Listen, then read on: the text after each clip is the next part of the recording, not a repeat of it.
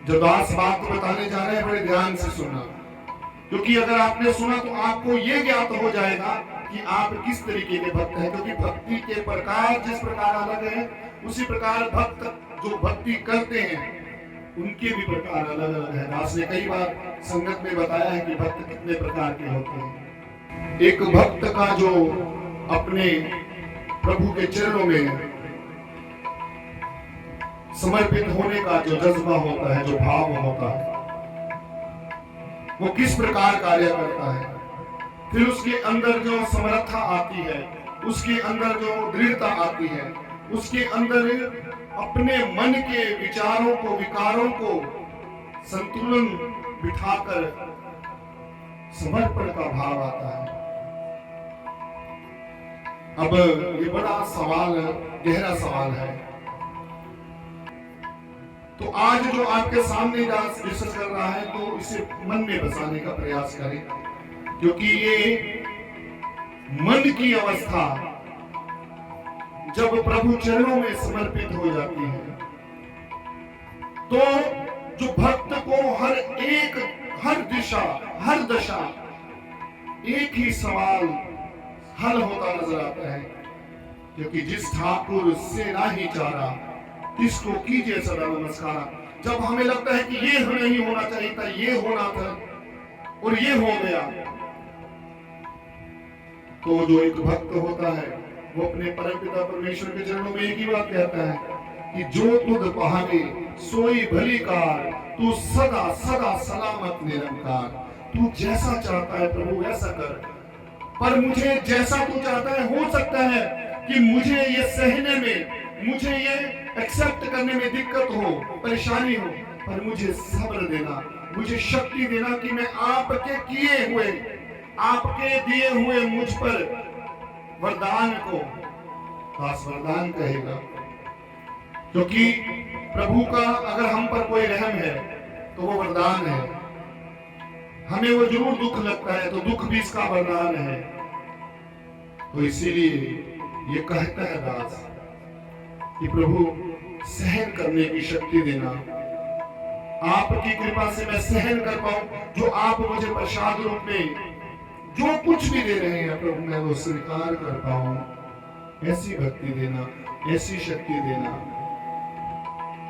तो एक भक्त क्या करता है, कैसे, वो किस प्रकार से सब्र करता है। एक बार एक फकीर अपने आप को कहता है कि मैं परमात्मा का सबसे ज्यादा सिमरन करने वाला, परमात्मा का सबसे प्यारा बंदा हूं, परंतु दिखावा ज्यादा करता था। जब भी कहीं जाना, हजारों तो भक्त उसके साथ चलते थे। तो बड़ा अंतर्मन से एक सूक्ष्म अभिमान अंदर फंसा हुआ था। सूक्ष्म अभिमान किस चीज का, कि मैं बहुत बड़ा भक्त हूं, मेरी बंदगी बहुत ज्यादा है, बहुत बंदगी करता हूं मैं। ये जो सूक्ष्म अभिमान मन में फंसा हुआ था। तो हज की यात्रा का जिक्र हुआ। हज की यात्रा पे जाना है उसने, अपने सभी अनुयायियों को संदेश दे दिया कि इस तारीख को हमने हज यात्रा पर चलना है। हजारों उसके अनुयायी उसे प्यार करते चल पड़े साथ में। उसे बड़ा अभिमान था कि मैं इतनी सिमरन करता हूं, इतनी भक्ति करता हूं, इतना सिमरन है मेरा, मेरी हज कबूल होगी। और कई लोग तो वहां जाते हैं, जाकर भी प्रभु चरणों में अर्पित होकर भी उनकी हाजिरी नहीं लगती, पर उसे हर बार हाजिरी लगाने का मौका मिलता। और बड़ा इस बात का घमंड, जा रहा है, रेगिस्तान का रास्ता है, रास्ते में जितना भी सारा जो साथ में हुजूम था, सबको विश्राम करने की आवश्यकता महसूस हुई। रेगिस्तान में टेंट वगैरह लगाकर विश्राम करने लगे। अब जो है थोड़ी देर के लिए आंख लग गई, आंख लगी और सपने में क्या दिखाई दे रहा है कि दो फरिश्ते आपस में बात कर रहे हैं, दो फरिश्ते, और वो आपस में फुसफुसा रहे हैं और ये पास खड़ा सुन रहा है। कहता है कि अल्लाह ताला के दरबार में जिसकी हज स्वीकार हुई है बहुत ही नेक बंदा है। अल्लाह ताला ने उसे अनेक रहमतें, अनेकों आशीर्वाद दिए हैं। बड़ा महसूस कर रहा है, अपने आप को गौरवान्वित महसूस कर रहा है।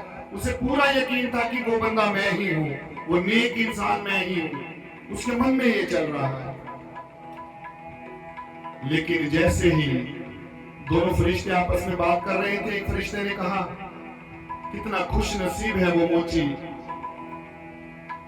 अब जैसे ही मोची का नाम लिया, इसके मन में तलखी उठ गई कि ऐसा कैसे हो सकता है, हज तो मेरी कबूल होनी चाहिए थी, उसकी कैसे कबूल हो गई। मन में बेचैनी हो गई। जैसे ही ये सवाल बार बार मन में आने लगा, एकदम से उठा हड़बड़ाहट में। और अब देखिए अहंकार इतना भरा हुआ था मन में, हज यात्रा की तरफ जाना भूल गया। अब उस मोची को ढूंढने निकल पड़ा कि ऐसा कौन सा मोची है, ऐसा कौन सा बंदा है जिसकी हज कबूल हो गई और मेरी हज कबूल नहीं हुई। बड़ा महसूस हो रहा है। बड़े प्रयासों के बाद उस गांव में चला गया जहां पर वो मोची रहता था,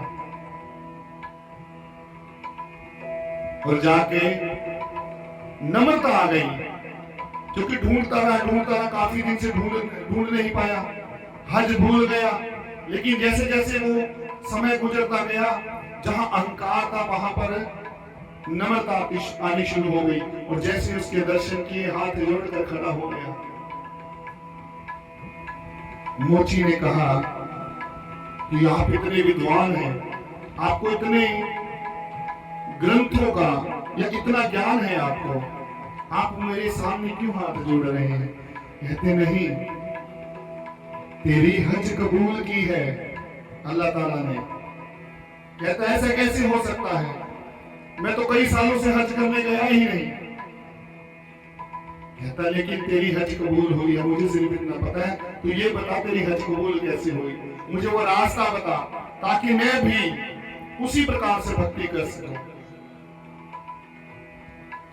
अब वो कहता है कि मैंने तो पिछले 3 साल से कोशिश कर रहा हूं, कोई ना कोई बहाना आ जाता है, कोई ना कोई ऐसा रास्ता बन जाता है कि मैं हज पर नहीं जा पाता।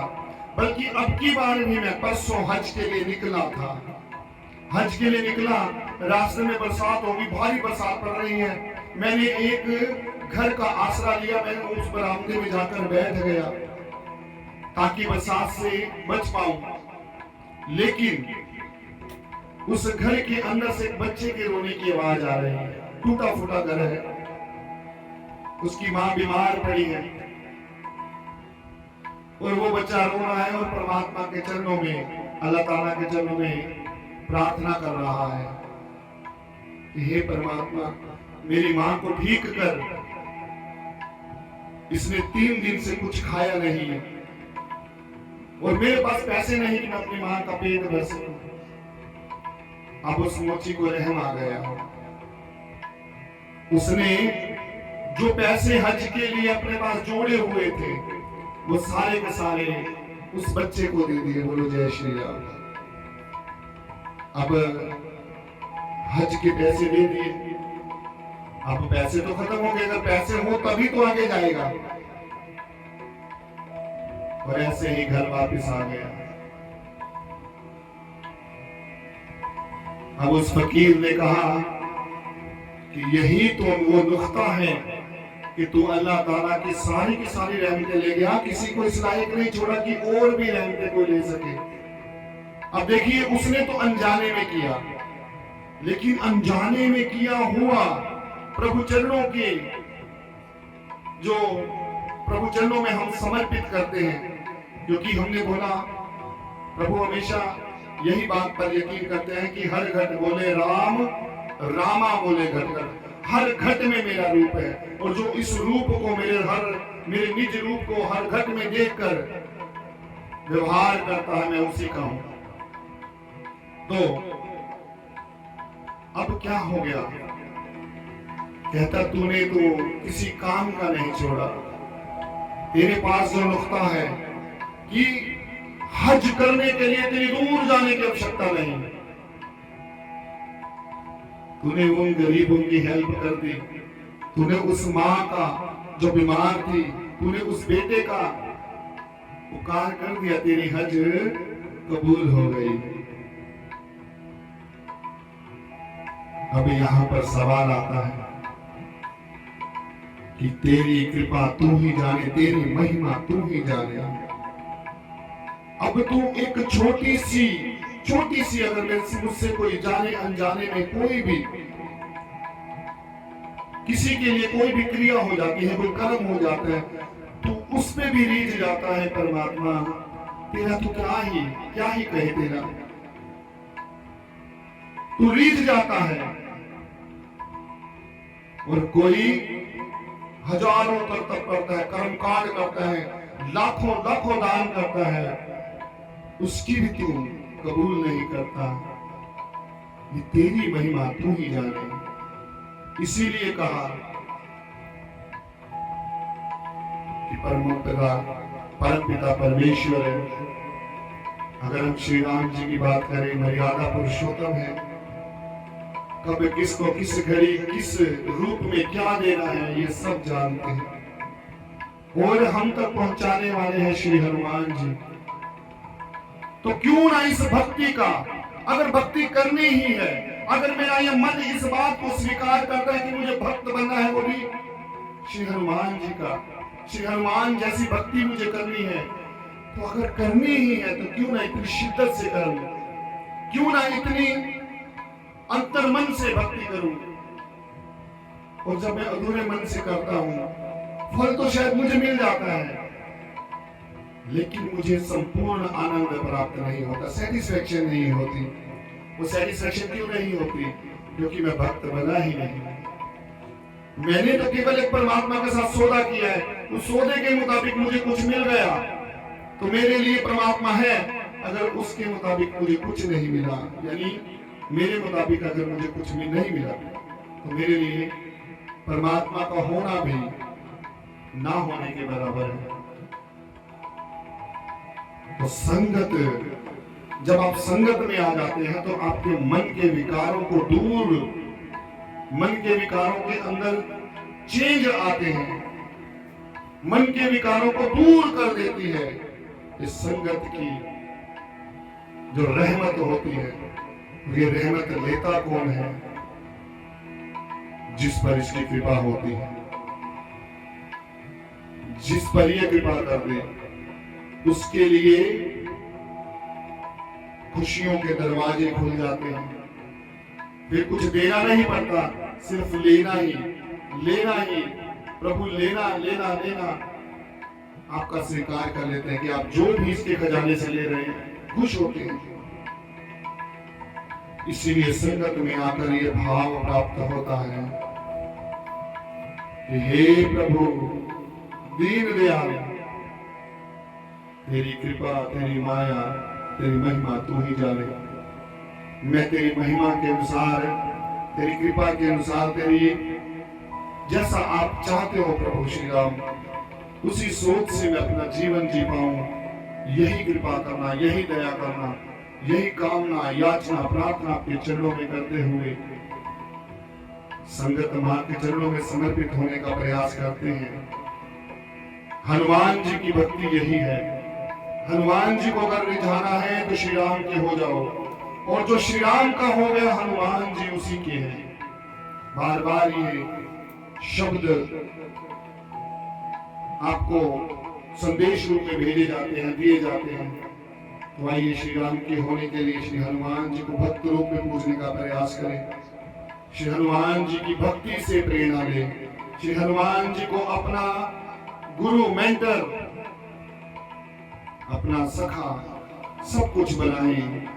और इनके चरणों में झुककर श्री राम की भक्ति कर पाए। आइए ऐसे भाव, ऐसी कामना, याचना, प्रार्थना के साथ प्रभु सबका भला करो भगवान, सबका सब विधि हो कल्याण, आपके चरणों में ये विनती करते हुए सबको सुख देना, सबका कल्याण करना, सबकी झोली भरना, सबको अनंत अनंत जो सुखियां खुशियां प्राप्त हो। जय घोष में शामिल होंगे। बोल सियावर रामचंद्र की जय, पवन सुत हनुमान की जय। बोल महावीर महाबली बजरंग बली, महाराज तेरी सदा ही जय। जय जय जय जय राम सिया राम, सिया राम, जय राम।